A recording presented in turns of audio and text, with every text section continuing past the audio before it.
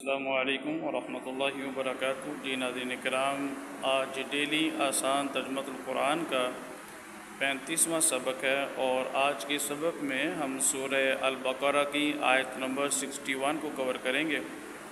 اعوذ باللہ السمیع العلیم من الشیطان الرجیم من ہمزہ ونفخہ ونفثہ، بسم اللہ الرحمن الرحیم۔ اور اذ جب قلتم کہا تم نے، یا موسیٰ اے موسیٰ، لن ہرگز نہیں، نصبر ہم صبر کریں گے، علی طعام اوپر کھانے کے، واحد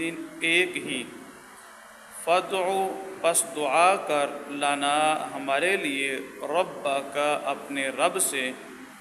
یخرج کہ وہ نکالے، لنا ہمارے لیے، مما اس میں سے جو تم بیتو اگاتی ہے، الارض زمین، من بقلہا اس کا ساگ، وقثائہا اس کی ککڑی، وفومیہا اور اس کی گندم، وعدسیہا اور اس کے مسور، وبصلیہا اور اس کا پیاز۔ قال فرمایا موسیٰ علیہ السلام نے، اتستبدلون کیا تم بدلنا چاہتے ہو، الذی وہ، ہوا جو، ادنا کم تر ہے، بالذی بدلے اس کے، ہوا جو خیر بہتر ہے۔ اہبطوا اتر جاؤ، مصرن شہر میں،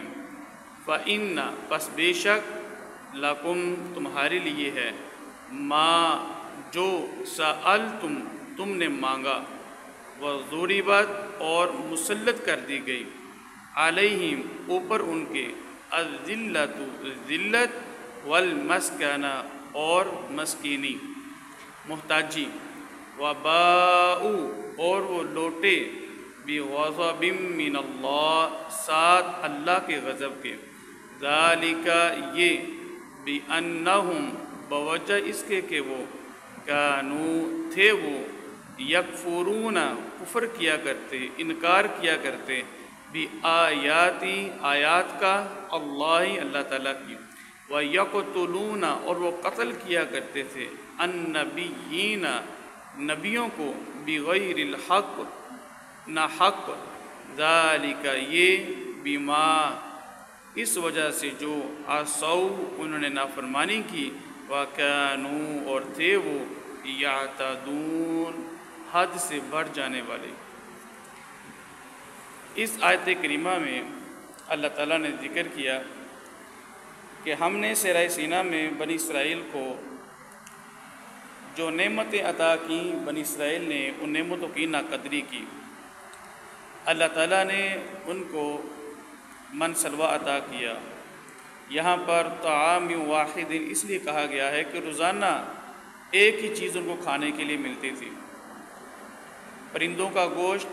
اور صحرائے سینا کی خضر چیزیں جو ان کی صحت کے لیے بھی بہت اچھی تھیں، اللہ کی خاص نعمت تھی۔ اور اس کے ساتھ ساتھ وہاں پہ اللہ تعالیٰ نے ان کو آزادی کی نعمت بھی دی اور فراغت کی نعمت بھی دی۔ ان کے پاس وافر ٹائم تھا، کام کاج وہ کرتے نہیں تھے، من سلوہ ان کو ملتا تھا کھانے کے لیے، اور اس وقت میں وہ علم حاصل کر سکتے تھے، جہاد کی تیاری کر سکتے تھے، اسلام کی سربلندی کے لیے کام کر سکتے تھے، اپنا اقتدار حاصل کر سکتے تھے، کھوئی ہوئی عزت کو دوبارہ بحال کر سکتے تھے۔ لیکن وہ قوم تھی کہ انہوں نے اللہ کی نعمتوں کی ناقدری کی اور یہ بات کہی کہ ہمیں کھیتی باڑی کا کام چاہیے، اور یہ وہ کام ہے جو پہلے جب وہ غلامی کے دور میں جو کام کیا کرتے اسی کے وہ عادی تھے، اور انہیں کاموں کو انہوں نے دوبارہ اللہ سے مطالبہ کیا۔ اور ہمیشہ یہ وہ کام تھے کھیتی باڑی کے جو ایک فاتح قوم غلام قوم سے لیا کرتی تھی، تو ان کی ذہنیت غلامانہ تھی۔ انہوں نے یہ انہی چیزوں کا سوال کیا اور اللہ تعالیٰ نے ان کے سوال کرنے پر ان کو یہ چیزیں عطا کی، اور اللہ تعالیٰ نے فرمایا کہ ان کے سوال پر ہم نے ان کو یہ چیز عطا کی، حالانکہ من سلوہ ان کے لیے بہتر تھا، اور یہ اس کی نسبت ادنا کم تر چیزیں ہیں جو انہوں نے مانگی ہیں۔ اور ان پر جو ذلت اور مسکینیت کا ذکر کیا اللہ تعالیٰ نے، دراصل کھیتی باڑی کرنا حرام نہیں ہے، لیکن انسان ان چیزوں میں مشغول ہو جائے، اتنا مشغول ہو جائے کہ وہ جہاد کو ترک کر دے،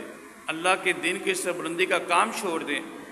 علم حاصل کرنا چھوڑ دے، تو یہ چیزیں انسان کے لیے باعث ذلت اور محتاجی کا ذریعہ بنتی ہیں۔